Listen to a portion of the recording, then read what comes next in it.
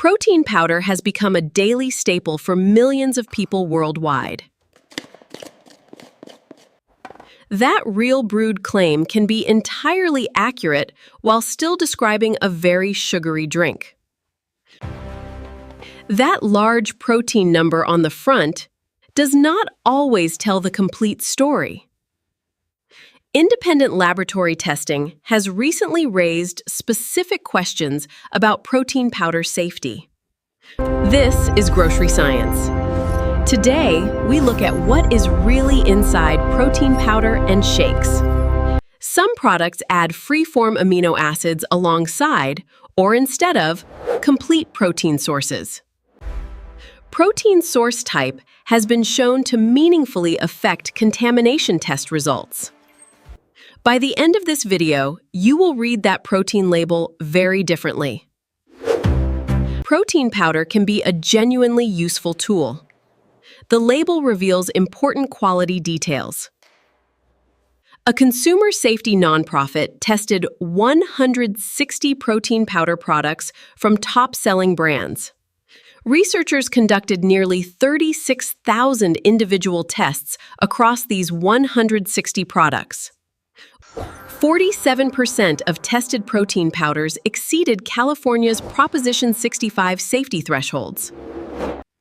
Proposition 65 is considered one of the stricter state-level contaminant standards in the country. 21% of tested products measured at more than double that specific threshold.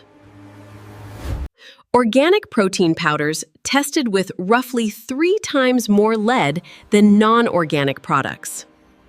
Organic certification addresses farming methods, not heavy metal contamination, which comes from soil naturally.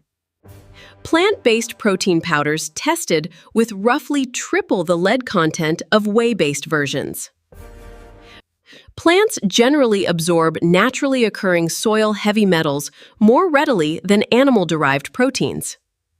Chocolate-flavored protein powders showed up to 110 times more cadmium than vanilla versions. Cocoa is a plant naturally known to concentrate cadmium from soil during its growth. Protein source, flavor choice, and organic status were all factors linked to these specific findings. Lead and cadmium are naturally occurring elements found throughout the Earth's crust globally. These metals enter food through soil absorption, water contamination, and various agricultural practices. The Environmental Protection Agency states no level of lead exposure is considered entirely safe. Cadmium is a substance of concern, with documented effects on kidneys, bones, and lungs. These are generally cumulative, long-term exposure concerns rather than acute single-dose risks. Many common foods, including spinach and rice, also naturally contain trace amounts of cadmium. Total cumulative dietary exposure across all foods matters more than any single product alone. Some manufacturers note lead is genuinely difficult to fully avoid in plant-derived ingredients. Some brands have discontinued specific products following publication of these independent testing results. Nutrition researchers generally recommend variety and moderation as practical, reasonable risk reduction strategies. These findings carry particular relevance for parents choosing protein products for growing children. Checking whether a brand publishes independent third-party testing results adds a layer of transparency. Some brands provide a certificate of analysis for each batch, allowing direct verification. This remains an evolving area, with ongoing testing and reporting likely to continue. Whey-based, non-chocolate, third-party tested products generally scored lower in this specific testing. Standard protein testing measures nitrogen content, then calculates protein based on that figure. Since all amino acids contain nitrogen, this test method served as a useful protein proxy. This proxy method can be manipulated by adding cheap amino acids not used for muscle building. Glycine and taurine are inexpensive amino acids sometimes added specifically to inflate nitrogen readings. These specific compounds do not meaningfully support muscle protein synthesis the way complete proteins do. Multiple class action lawsuits have been filed against manufacturers specifically over this labeling practice. One lawsuit alleged a product's actual protein content was roughly half its advertised amount. Checking whether amino acids are listed separately from the main protein source is one clue. A certificate of analysis measuring amino acids after acid hydrolysis provides more reliable verification. Creatine and beta-alanine are legitimate, useful additions, but are not themselves complete protein. Checking whether these ingredients are listed separately, not folded into protein totals, matters here. The FDA has historically engaged in limited enforcement specifically regarding this labeling practice. Consumer class action lawsuits have driven most industry accountability on this issue so far. Choosing brands with a transparent, published track record supports more confidence in label accuracy. Protein spiking represents a labeling accuracy issue, separate from the heavy metal contamination concern. Many protein powders use artificial sweeteners like sucralose to improve flavor without added sugar. Regulatory agencies, including the FDA, classify these approved sweeteners as safe within set limits. Some research has explored possible links between artificial sweeteners and appetite or satiety regulation. Findings in this specific research area remain mixed, with more research still needed. Choosing unflavored or naturally sweetened options avoids artificial sweeteners for those who prefer that. Thickening gums like xanthan or guar gum are common, helping create a smoother shake texture. Some individuals report digestive discomfort from these gums, particularly in larger daily amounts. Natural and artificial flavors often appear together within the same protein powder ingredient list.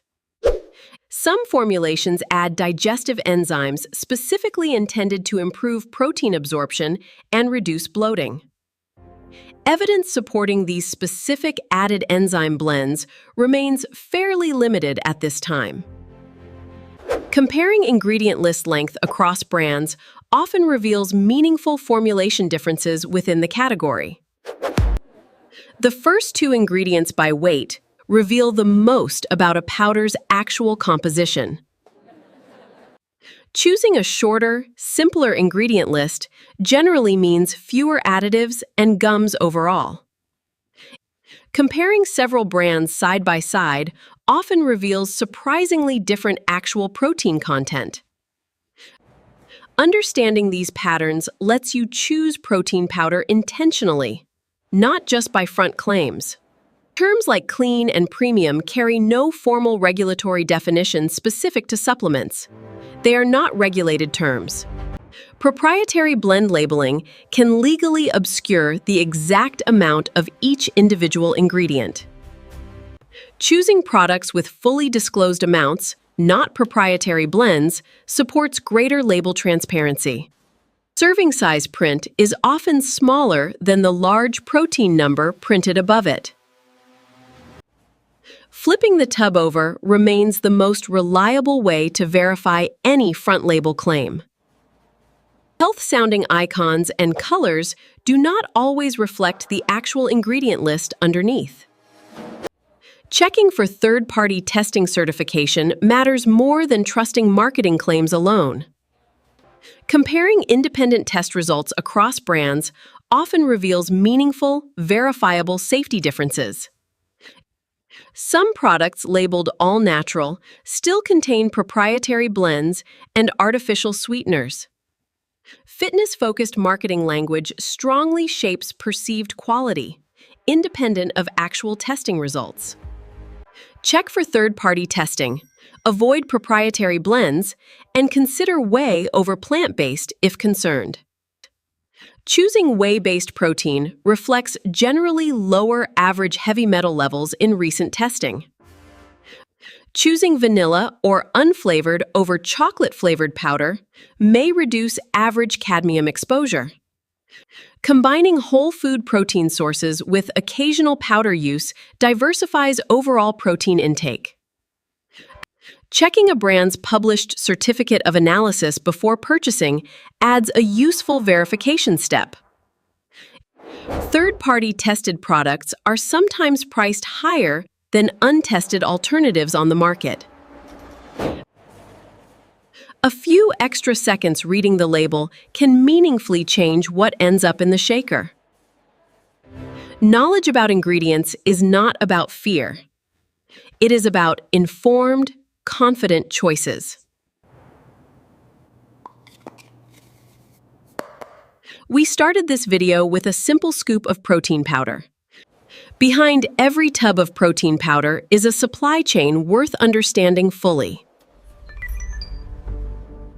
The evidence shows contaminant testing and label accuracy are the two details most worth checking.